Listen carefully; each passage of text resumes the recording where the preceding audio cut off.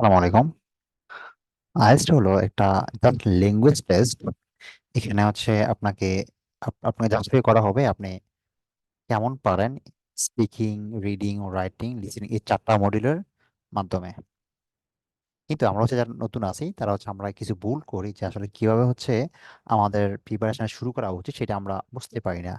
যেমন আমরা যদি বলি যে লাইক বাংলাদেশের মধ্যে প্রেক্ষাপটে বিশেষ করে স্টুডেন্টরা যে ম্যাক্সিমাম সময় হচ্ছে স্পেন্ড করে রিডিং এর মধ্যে। সো বিশেষ করে যাদের লেভেল হচ্ছে মানে যাদের টার্গেট হচ্ছে 6 বা 6.5 পাওয়া, মূলত যে তাদের জন্য হচ্ছে আমাদের মানে এই ভিডিওটা বিশেষ করে তাদের জন্যই। যে লাইক আপনি মনে করেন যে আপনি আইএলটিএস এ 6.5 পাইলে আপনার জন্য এনাফ, আমি মনে করি। সাপোজ ধরে নেন, এখন চিন্তা করেন বাট আপনি রিডিং এ খুবই দুর্বল। বাট বাংলাদেশের প্রেক্ষাপটে যেসব স্টুডেন্টরা আইএলটিএস প্রিপারেশন নেয় তার হচ্ছে অ্যাভারেজ 70% স্টুডেন্ট, অ্যাভারেজ 70% স্টুডেন্ট হলো যে তারা রিডিং এ সময় দেয়। আপনার ফুল প্রিপারেশন হচ্ছে আপনার 4 মডিউলে। আপনি suppose like reading, listening, speaking, writing. চিন্তা করেন, রিডিং এর সময় দিচ্ছেন হচ্ছে আপনি 70%, আর বাকি যে 3টা মডিউল আছে ওখানে আপনি সময় দিচ্ছেন 30%। ইভেন স্পিকিং অ্যান্ড রাইটিং এ হচ্ছে যারা পরীক্ষা দিচ্ছে তারা হচ্ছে পরীক্ষার মানে লাইক 1 মাস 1 সপ্তাহ আগে বা 2 সপ্তাহ আগে তারা প্রিপারেশন শুরু করে স্পিকিং অ্যান্ড রাইটিং এর জন্য। হয়তো মাঝে মাঝে 2 একদিন পরে, বাট রেগুলারলি পড়ে না। বাট বেসিক্যালি যখন হচ্ছে পরীক্ষা দিবে এর 1 সপ্তাহ আগে থেকে বা 2 সপ্তাহ আগে থেকে প্রিপারেশন শুরু করে। লিসেনিংটা হচ্ছে যে হয়তো বা আমি রিডিং পড়লাম, রিডিং এ পড়ার পাশাপাশি আমি একটু সময় দিলাম। আর যাদের হচ্ছে লিসেনিং খুব ভালো বোঝেন, একটা রেকর্ড শুনে আপনি খুব আইডিয়া করতে পারেন, তাদের জন্য আসলে লিসেনিংটা বেশি প্র্যাকটিস করতে হয় না। আর যারা হচ্ছে উইক, যে আপনি একটা রেকর্ড শুনে আপনি ক্যাপচার করতে পারতেছেন কি বলতেছে, তারা তারা হচ্ছে আবার লিসেনিং আবার একটু টাইম স্পেন্ড হয়। But otherwise speaking and writing এর মধ্যে এই 2টা মডিউলে সবচেয়ে বেশি কম টাইম স্পেন্ড করা হয়।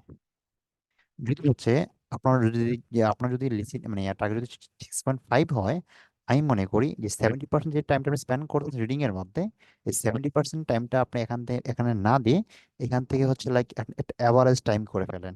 যেমন আপনার মনে করেন যে এখানে যদি 70% থেকে আমরা যদি এখানে ধরি আপনি খুবই দুর্বল, যে like এখানে মানে লাইক প্যারাগ্রাফ 3টা আছে, আপনাকে অনেক পেন নিতে হচ্ছে, আপনি 3টে প্যারাগ্রাফ 1 ঘন্টার মধ্যে সলভ করতে পারতেছেন না। ইভেন কোশ্চেন টাইপ গুলো আপনি ফুললি মানে বুঝতেছেন না বা হচ্ছে অ্যান্সার করতে পারতেছেন না, এই যে একটা প্যারা আছে, এই পেইন বা প্যারাটা নেওয়ার কারণে আপনার যে বাকি যে মডেলগুলো আছে ওগুলোতে খারাপ হচ্ছে।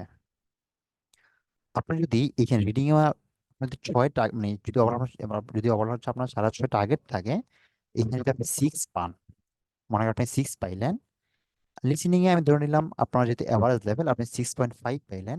6.5 পাওয়ার জন্য এখানে আপনাকে আহামরি কোনো পরিশ্রম করতে হবে না, জাস্ট অনলি আপনি রেকর্ড শুনবেন, প্র্যাকটিস করবেন, দ্যাটস ইট। 6.5 আপনি চলে আসবেন। লাইক 26, 27, 28 পাওয়াটা বেশি কঠিন না লিসেনিং এ 40টা থেকে। সো একটু প্রিপারেশন নিলেই আপনার 6.5 চলে আসবে লিসেনিং এর মধ্যে। আর স্পিকিং এর মধ্যে যেটা হবে সেটা হলো যে মার্কার যেটা আছে মার্কারকে ফলো করেন, মার্কারকে ফলো করলে 6.5 তো আপনার মানে আসতেছে। টপিকটা কমন আসার কারণে আপনি মনে করেন যে লাইক হাই ভোকাবুলারি ইউজ করলেন, তারপর হচ্ছে কিছু কানেক্টর ইউজ করলেন, বা কয়েকদিন প্র্যাকটিস করলেন, প্র্যাকটিস করার মাধ্যমে হচ্ছে আপনি ইট ইউজ টু হয়ে গেলেন, বা আপনি একটু ফ্লুয়েন্টলি কথা বলতে পারতেছেন, বা আপনার একটু অনেকটা ভালো লাগতেছে। So, তাহলে স্পিকিং এ 6.5 পাওয়াটা কঠিন না। আর যদি আপনি 6.5 পেতে চান রাইটিং এর মধ্যে, আপনি নর্মালি একটা টেমপ্লেট যদি আপনি ইউজ করেন আপনি 6 পাবেন। জাস্ট হচ্ছে একটা টেমপ্লেট ইউজ করছেন, মোস্ট লেখা মানে পড়ে আপনি দিয়ে আসছেন, জাস্ট হচ্ছে কিছু নাউন বা কিছু ভার্ব চেঞ্জ করে, তাহলে আপনি 6 পাবেন। আর যদি হচ্ছে কি একটু মানে গ্রামার গ্রামার স্ট্রাকচার একটু ভালো করেন, একটু কমপ্লেক্স মেক করতে পারেন, কানেক্টর ইউজ করে যদি আপনি একটা সুন্দর সেন্টেন্স লিখতে পারেন, তাহলে 6.5 আপনি রাইটিং এ পাবেন। তবে হ্যাঁ, 7 পার্টের ডিফিকাল্ট রাইটিং এর মধ্যে আপনাকে একটু ভালোই পরিশ্রম করতে হবে। এখন দেখেন, আর এই যে 6.5 পেয়েছেন রাইটিং এর মধ্যে, বা 6.5 পাওয়ার জন্য রাইটিং এর মধ্যে যে যা কিছু দরকার, এগুলো আমি মনে করি যে আপনি যদি 10 দিন প্র্যাকটিস করেন, রাইটিংটা অনলি 10 ডেজ, দেন আপনি 6.5 পাবেন। আর স্পিকিংটা হচ্ছে আপনি জাস্ট কিছু লাইক ভোকাবুলারি শিখলেন, যেগুলো হচ্ছে আপনি ডেইলি বেসিস আপনি কিছু মানে ইউজ করবেন আপনার সাধারণ এই যে কথাবার্তার মধ্যে। বা হচ্ছে লাইক আমরা যেটা বলছিলাম এর আগে, আপনি জুমের মধ্যে হচ্ছে নিজেকে নিজে জাস্টিফাই করতে পারেন, নিজে ভুল নিজে ইমপ্রুভ করতে পারেন। সো ভোকাবুলারি অ্যান্ড কানেক্টরগুলো যদি আপনি ইউজ করে আপনি স্পিকিং করেন, আমি মনে করি যে লাইক আপনার যদি এটা 1 মাস যদি আপনি করেন, 1 মাস তো আপনি সারাদিন করবেন না, হয়তো বা ডেলি 1 ঘন্টা আপনি সময় দিলেন। সো 1 মাসে আপনি হচ্ছে 1 ঘন্টা করে সময় দিয়ে আপনি যদি প্র্যাকটিস করেন, 6.5 পাওয়া পসিবল, মিনিমাম 6.5 পাওয়া পসিবল স্পিকিং এর মধ্যে, যদি আপনি আপনার ভুলগুলোকে ইমপ্রুভ করতে পারেন। তারপর আসেন যে লিসেনিংটা আসলে এটা হচ্ছে, আপনি যদি যেটা অলরেডি বলছি, যেটা হচ্ছে আপনি যদি ভালো হন, এখানে 7+ পাওয়াটাও কঠিন না, 30+ পাওয়াটাও বেশি ডিফিকাল্ট না। তারপর ধরে নিলাম 6.5। এখন আসেন রিডিং এ আসলে 6 পাওয়াটা কতটা ডিফিকাল্ট বা কেমন হতে পারে। যেহেতু হচ্ছে আমরা এখানে 70% টাইম আমরা এখানে স্পেন্ড করতেছি, 70% এখানে টাইম স্পেন্ড না করে এই যে এখান থেকে আমরা ট্রু ফলস নট গিভেনে আমরা হচ্ছে লাইক 18 থেকে 20 মতো আমরা কোশ্চেন পাবো। এই কোশ্চেনগুলো যদি আমরা অ্যান্সার করতে পারি, মনে করেন যে আমাদের 17 থেকে 18টা আমাদের অ্যান্সার হচ্ছে, সাথে হচ্ছে আমাদের list of heading, name matching, এগুলো যে আসতেছে, এগুলো থেকে আমাদের অ্যাভারেজ 80% মার্ক আমাদের আসবে।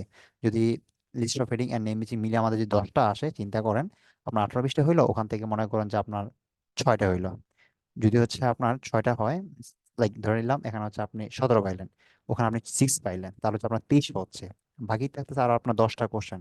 ওগুলা যদি হচ্ছে আপনি ভুল করে র্যান্ডমলি আপনার মানে ধাঁধা দিয়ে করেও আসেন, তাও আপনি 3-4 নাম্বার আপনি পাবেন 10টা থেকে, বা 3 নাম্বার হলেও আপনি পাবেন। তাহলে দেখেন 23 প্লাস কত, 3, 26 হয়ে যাচ্ছে রিডিং এ। আমি ধরলাম 6। তারপরে ভাববেন যেহেতু আপনি এখানে রিডিংটা একটু দুর্বল আছেন, হয়তো বা আপনার ট্রু ফলস নট গিভেন, তারপর হচ্ছে গ্যাপ একটু আর একটু ভুল হয়েছে বেশি, 17টা বা 18 আপনার 17 আপনার হয় নাই, এখানে মনে করেন যে আপনি 14-15 পাইলেন।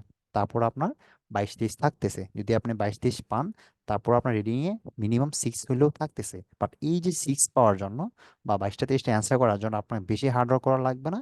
বাট আপনি যদি মানে 5 থেকে 7-এ যেতে চান, আপনার এখানে অনেক সময় স্পেন্ড করতে হবে। আর ওভারঅল যেহেতু হচ্ছে আপনার দরকার হচ্ছে 6.5 মিনিমাম, তাহলে এই যে দেখেন এখানে আমি 6.5 পেলাম, 6টা দিলাম অ্যাভারেজে।